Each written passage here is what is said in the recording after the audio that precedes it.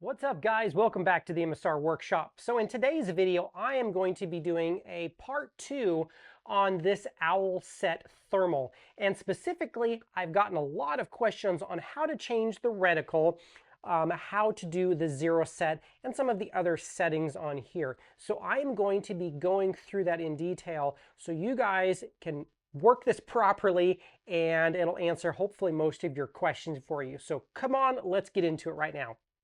All right, guys, let's jump right into this. So the easiest way for you guys to do this and follow along is to log into the app while connected to the thermal, because that's where it's going to be easiest to make the adjustments. Now you can do this directly on the thermal, but because you have such a tiny little screen and my adjustment wheel was a little bit stiff, it does make it a little bit more difficult.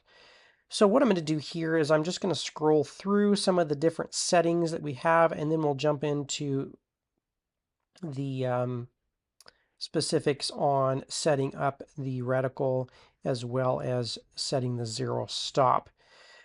So your advanced features is where you're going to find most of your stuff. But let's just scroll through this here. So your language, you got power, record settings, your different power settings. Toggling into that, you have a smart sleep, you have a shutdown timer. You can make it so if you're setting idle for a little bit, it'll automatically shut itself off.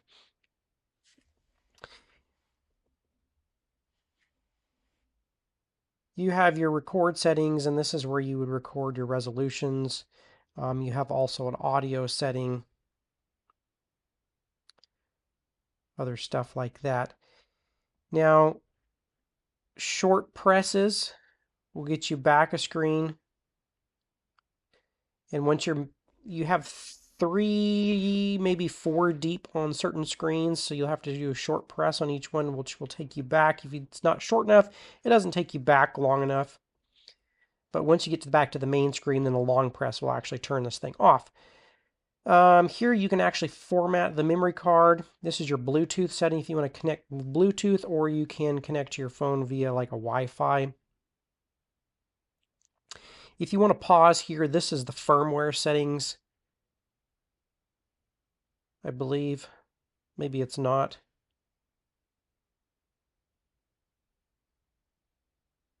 We'll go back to our Bluetooth. This is our auto rotate here.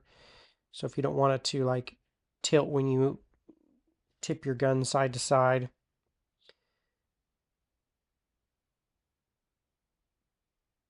Some shortcut keys. Shortcut keys is going to be your top button and what that top button does. Since this only has really one button on the top, you can program it to say what you want it to do. Here is where you set or select your preset distances that you want to shoot at. So for instance, I've only had this sighted into 19 yards, so I can click and select that one. And I know exactly that it's going to be on for 19 yards. But you have a number of different settings here. Here's going to be your color palette. And this is where you're going to switch through all of the different thermal colors.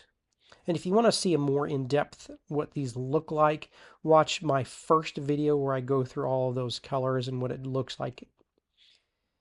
Here's your zoom.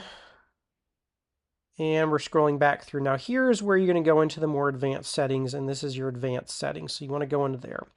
So here's where you can set your Wi-Fi, 2G or 5G. 5G is going to give you your strongest connection, but you have to be the closest to your source, like your phone. Hot track is really cool because if you're looking through it and it picks up heat signature that's moving, it will illuminate a little green circle around wherever it sees movement. It does have a stadiometric rangefinder. I don't know exactly how it works per se. I've never really messed with it. It doesn't have an actual onboard rangefinder, which would be cool, but it doesn't. Here is your reticle and zeroing. So if we click on that, you have a configuration. And here is where you can choose your different reticles. So reticle style. And if you click on that, that should take you in to the different ones. So dot, crosshairs, we have a mil-spec one, and these do change as you zoom in. Mil-spec 2, MOA. I believe you have 2 MOAs. No, actually it just looks like one MOA.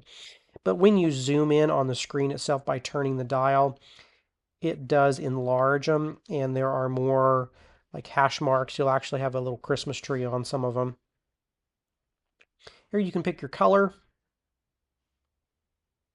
whatever you think is going to show up best on your background. It's really personal preference. I say the green or the red probably show up best, really depending on what thermal you've got it on. If you got it on a red hot or something like that, you may not want a red reticle.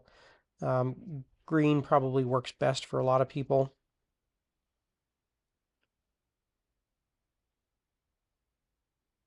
And here you can actually set the brightness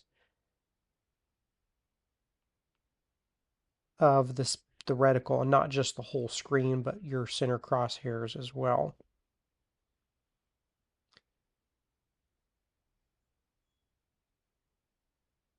And you can actually change the center point as well.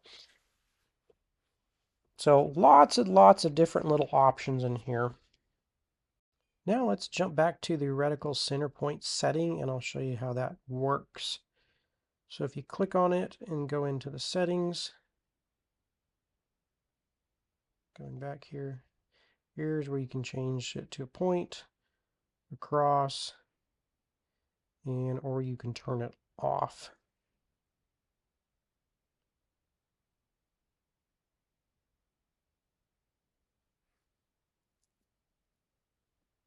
And we're going to go ahead and just leave this a point here. And then short press or medium press, whatever you want to call it, and then it goes back out.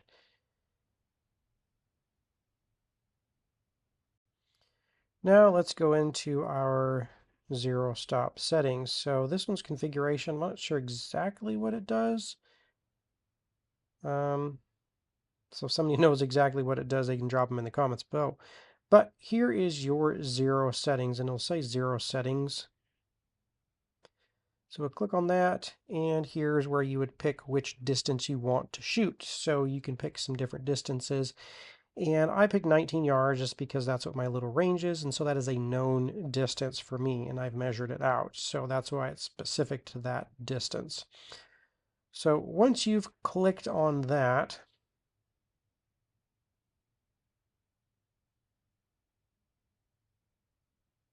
you click it on again, and there's your zero settings.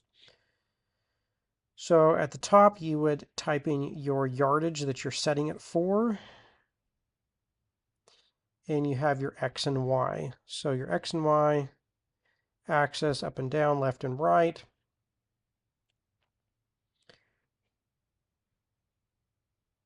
That little snowflake, I believe, has to do with your thermal. And here you can see what it looks like when it's zoomed in. And the easiest way to do this is when you're zoomed in, then you can see your hole a little bit bigger. So for instance, you'd move it, you'd shoot, and then you'd move your reticle to the place that you shot, and then you do the same with the Y. It's almost like a one-shot zero.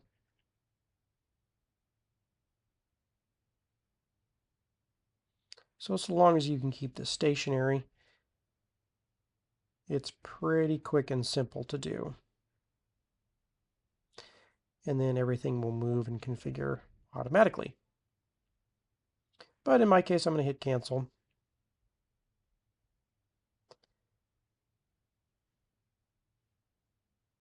So now I'm just going to start backing out of all of the modes.